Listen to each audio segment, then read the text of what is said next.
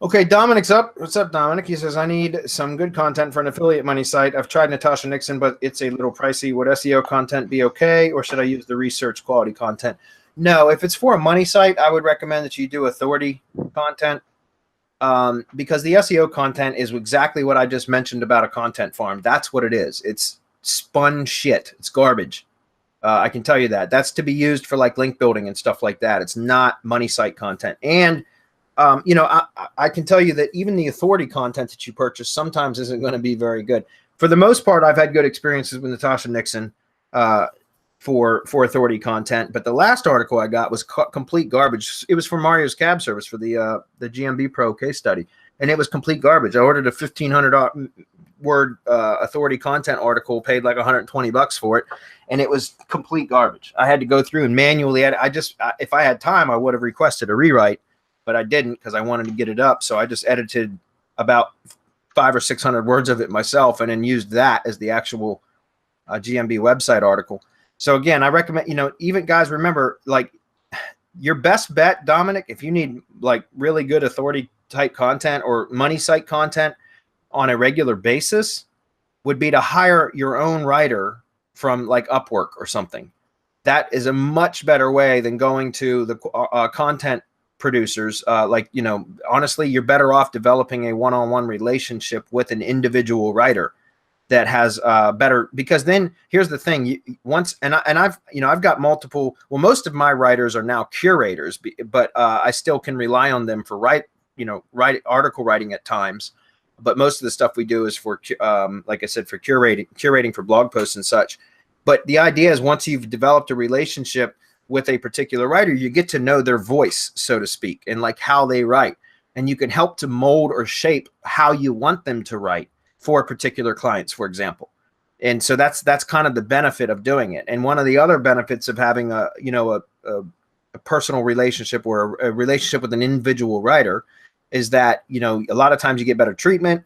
You don't have to wait in queue, for a week to get a piece of content back, that kind of stuff. You can have direct message via, like, I use Upwork a lot. So there's desktop notifications and all that kind of stuff. So I recommend doing that.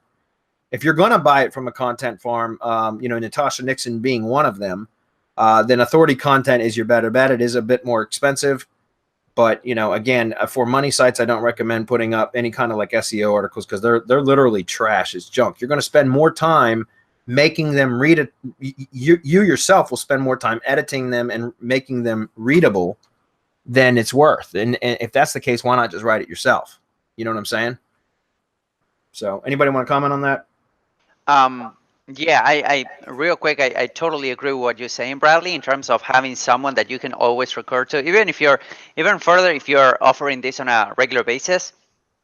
And I think that there's some types of professionals, if you would, or some types of work that you always need stuff done, like, for example, graphic design, that you would be better off just hiring somebody and to do something, to do graphic design. Like, for example, on our end, we hire, on Semantic Mastery end, we hire a graphic designer. He would take over the entire graphic design side of things. So, he would do thumbnails for YouTube. He would do this and he would do that. And he already knows how we work and what type of things we want. And if we need a logo, we ask him for it. And if we need banners, sometimes he would do it. So I think that's part of the team that you want to start putting together. That's part of the team, because you're providing a service, and if you're providing content creation services for your clients, that's something that you really want to have in mind. So, for example, if you're doing, I don't know, a video services, right? Like, you're doing YouTube services, maybe you need a video editor, or maybe you need the tools to actually provide the service, the client with a good service, and that will position yourself as a much more valuable asset, because you have the tools, right? It's not like you're getting out there and grabbing the content, the articles, the logos from where everyone else is doing it. You become a much more valuable asset because you're developing your own team. So I think that having that long-term relationship and having that long-term views when it comes to the collaborators that work with you, people that help you, helps a lot. Helps you save time, money, and helps you, position yourself better. So.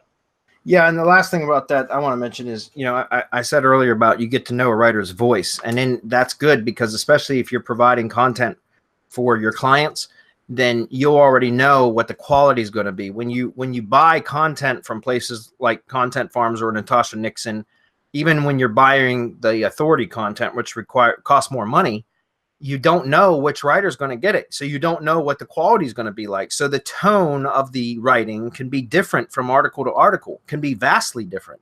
And so if you're providing content for like web pages, not posts, but pages for client sites, you want consistency in tone, right?